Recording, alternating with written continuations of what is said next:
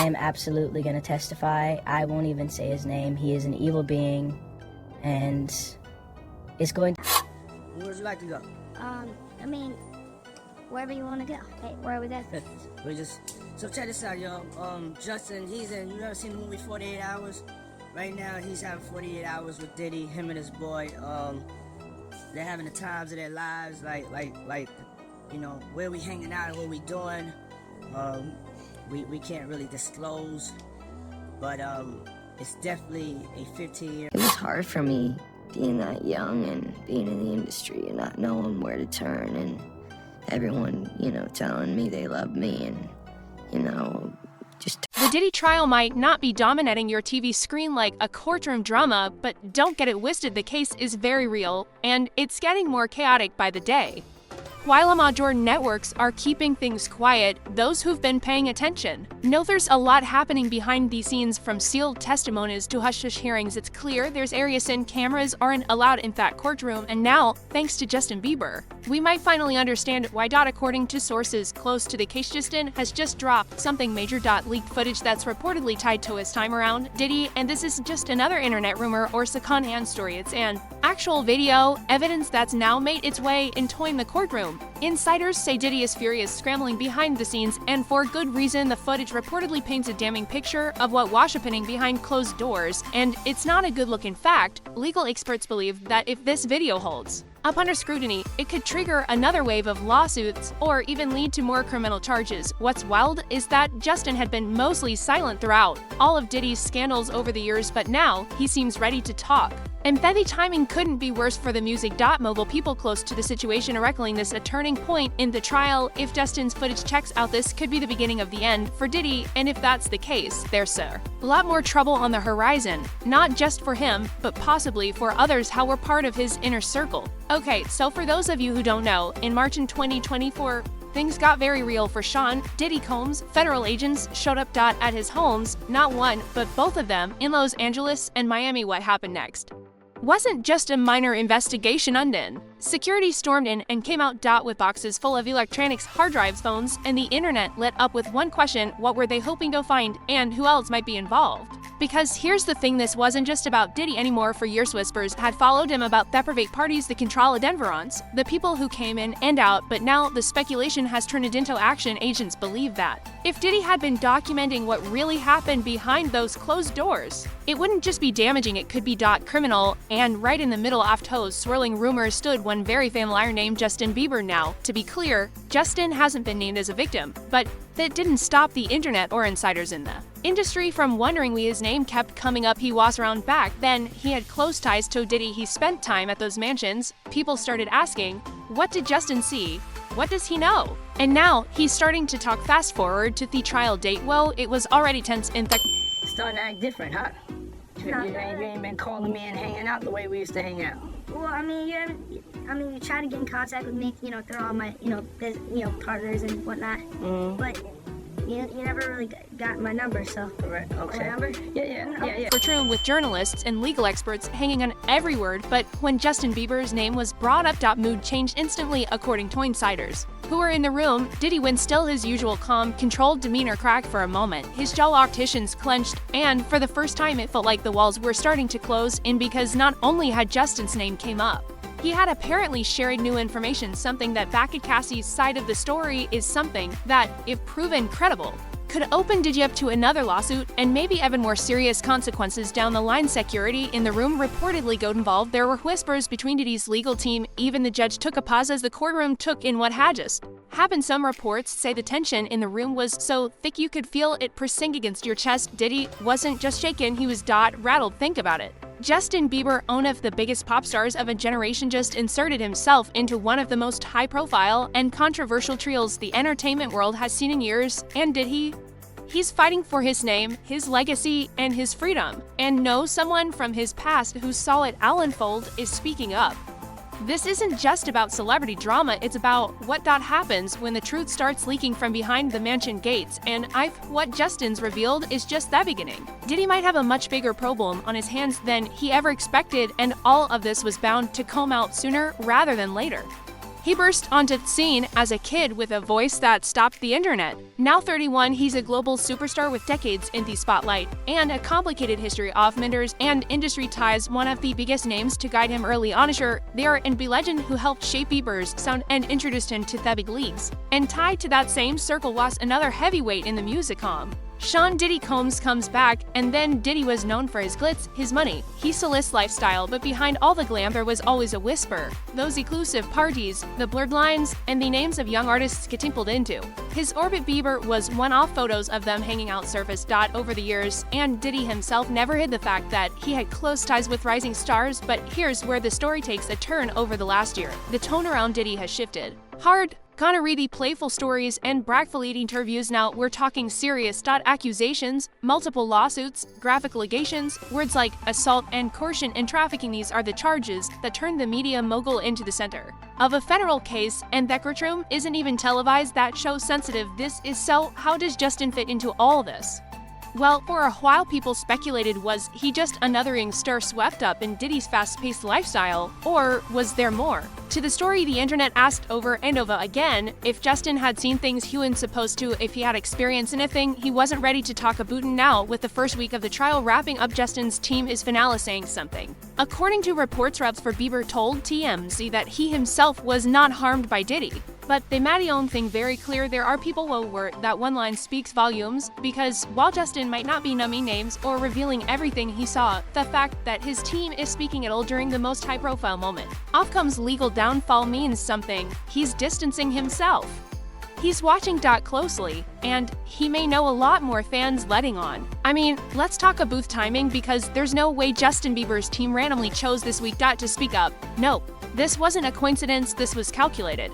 Here's why is one of the biggest questions floating around this entire Diddy. Cause who else is involved? We already know. The parties weren't your average Hollywood mixers. They were infamously well dot and tightly controlled, and behind closed doors insiders called them freak-offs, days-long events that only a select few were ever invited to. The kind of gatherings that, according to allegations, may have crossed legal and moral lines. In among the names whispered for years, Justin Bieber. People have been asking about his connection to Combs for a long time. Remember that old video when Bieber was just a kid, maybe 15, and Diddy was telling the world he was going to hang out with him for a couple of days. That clip resurfaced when the lawsuit started rolling, and it was creepy then. It's haunting now. That moment, whether people realized it or not, was the start of the speculation, but for years, and it's not like he never tried speaking about it. He was just very subtle in doing so. One person wrote on X, Justin Bieber has been exposing a lot of darkness over the years. In his Yummy video, Justin Bieber showed his face on app plate, which indicates he is a victim of monsters like Diddy, and Geo4BC Geo4B has uploaded multiple pictures off plates with tied-up victims who creeps consider models, knowing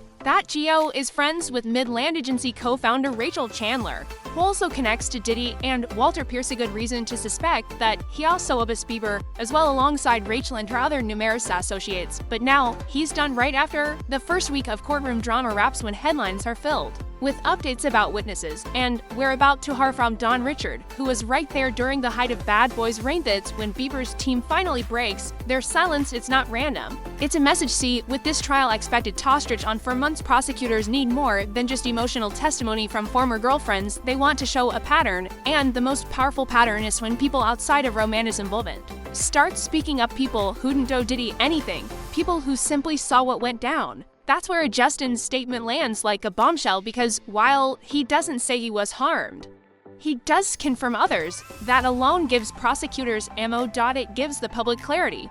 And let's be real, it also protects Justin by speaking now. He's distancing himself and drawing a line. I'm not a victim, but I believe some people are. That helps silence the will he testify speculation. It sets a boundary before his name gets dragged in any deeper. Let's not ignore what this really is. Damage control, yes, but also a strategic move. Bieber, like most celebs in the ecosystem, wants nothing to do with the courtroom, but the fact that he haven't addressed it tells you there's more behind the curtain than anyone's letting in. The government, you better believe it, they are taking notes.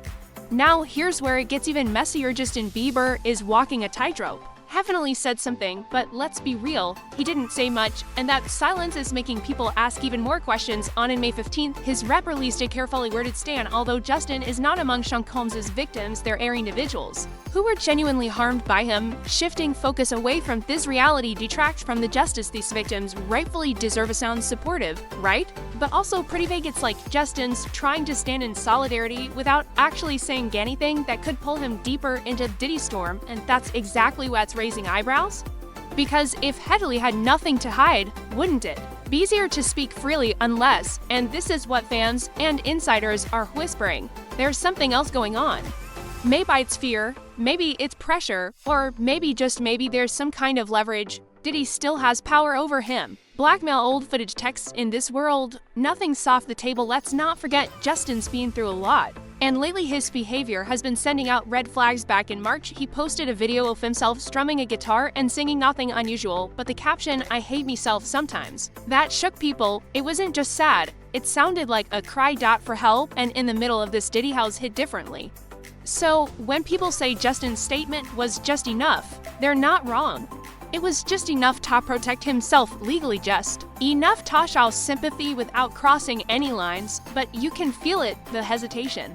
Hadn't clearly distanced himself, hadn't say, "I never saw anything," hadn't say Diddy's a liar, he said the bare minimum. Which makes you wonder what he is really afraid of now. The reason why all of this is getting so insane is because stuff is coming out in Courtroom now right after the first court break. That post blew up like wildfire, people were gathering in. Tight circles all over the courthouse, court writers swiping through their phones like it was breaking news on every screen. A court officer even had to step in telling everyone to shut off their devices before going back inside. Legal aides were scrambling to print out screenshots for their lawyers, and even a few jurors looked visibly puzzled by all the buzz in the air. You could tell something huge had just dropped. The post itself, it featured a raw, old-school photo of Bieber and Cassie at some music years ago, both flashing smiles. But if you really looked at Cassie's eyes, there was a whole other story. Bieber's caption hit different. He said he'd always admired Cassie's resilience and was sorry for not speaking up sooner. For Diddy, this was the worst timing. Imaginable. Bieber's 270 million followers caught the post within minutes. And news outlets were already firing off headlines. This was no longer just entertainment chatter. This was a huge start with real weight throwing down his perspective in the middle of a vitriol. And while many say his speaking up when enough, there's still some who think even this much is enough. Lately, there's been a lot of noise online about Justin's mental state, and for good reason. Fans started noticing he wasn't himself. He looked worn down and jittery. Distant. There were moments caught on camera where he seemed totally out of it, like his mind was somewhere else entirely. People were whispering about possible drug use. Again, his face looked tired, his eyes heavy, and then came the cryptic posts on Instagram. Blurry image, vague captions, Bible verses, and lyrics about pain and betrayal. None of it felt random. At first, it just looked like another celebrity spiral, but then comedy conversations behind the scenes. That the timing wasn't lost on anyone. This all started bubbling back up right when the allegations first, and suddenly it started making sense. People close to the situation began saying it's straight. Justin was reliving a trauma he never fully processed. What if he wasn't just stressed? What if he was triggered? What if all those memories, the ones he tried to bury years ago, were crashing back down on him? The rumors about Diddy lawsuits, the photos, the timelines, it aligned up with things Justin had experienced or witnessed. As a teenager in that industry bubble, he'd always hinted at dark things behind the scenes. But now, the dots were connecting. That's why people think the real app seasons weren't random. They were a response, a coping mechanism, maybe even acry for help. For someone who spent most of his life being told to stay quiet and plainness, it looked like everything in Diddy had reached a breaking point. And instead of speaking publicly right away, his body and his habits spoke first. Now, even if his statement isn't enough, there's still a pretty strong case built against Puff this week. All eyes have been on Ventura, the prosecution's key witness, and someone who dated Diddy from around 2007 to 2018. She's currently more than 8 months pregnant, but still took the stand for 4 intense days, laying out disturbing details about what she says happened entering their relationship. According to her testimony, things weren't just toxic, they were traumatic. She described years of alleged emotional and physical state that even after they broke up, Diddy her in 2018. One of the most shocking parts of her testimony, she talked about something shekel freak-offs. These were drug-fueled parties that just say Diddy would plan and control where he'd have her sleep with male escorts, while he watched, sometimes for days at a time in different states and often with cameras rolling. She said these experiences would leave her drained for days, and worse, she felt stuck because Diddy allegedly threatened to use those videos against her if she ever tried to look away. "I just did whatever would keep him from exploding," she told the court. She also said she always had to take drugs once he gave her just to feel numb and get through it. According to Ventura, dissociating was the only way she could mentally survive those moments. That the prosecution didn't hold back. They painted Diddy as someone who had total control over Cassie's life, from the way she dressed to where she lived, from her career decisions to who was brought in for the so-called freak offs. Prosecutors said he called every shot, and when it came to those freak offs, Ventura said shut no real say Diddy allegedly dictate what would happen and who would be involved. Cassie told the court that shuffled this deep sense of responsibility keep him happy even when everything inside she was falling apart. Described feeling horribly humiliated and worthless after those encounters, but saying no wasn't really an option. She said she was terrified of what might happen if she did make the wrong face, and the next thing I knew, I would get that in the face. She said at one point during the trial, the jury was shown infamous security footage from a hotel hallway in 2016 where Diddy is clearly seen attacking her. She also shared that Diddy's staff would sometimes take away her belongings when was angry, almost like a punishment, and in one of the most disturbing moments of her testimony, she said that during some of those freak-offs, Diddy or any of the escorts would urinate on her because he asked for it. Throughout her time on the stand, Cassie was visibly emotional. She teared up several times, quietly wiping her face with a tissue. Also often rested her hand on her pregnant belly, gently rubbing it, a small tender gesture in the middle of something so dark. But one of the hardest moments came when she talked about Rain to Hill. She broke down while describing her time in rehab and trauma therapy after the relationship ended. She admitted that at one point things got so heavy she had thoughts of ending her life. On Thursday, things took a sharp turn as Diddy's legal team began cross-examining Cassie. Their strategy was clear: to try to chip away at her credibility and paint her as someone who is fully on board with everything. She says she was forced into the defense, spilled out dozens of texts and emails from their relationship, some of them explicit. In one message, Cassie had written, "I'm always ready to freak off," and in another, "I love our freak offs. When we both want it." But Cassie did in single quotes flinch. She told the court those were just words at that point, surviving things she said to keep the peace, avoid punishment, or convince herself it wasn't as bad as it felt.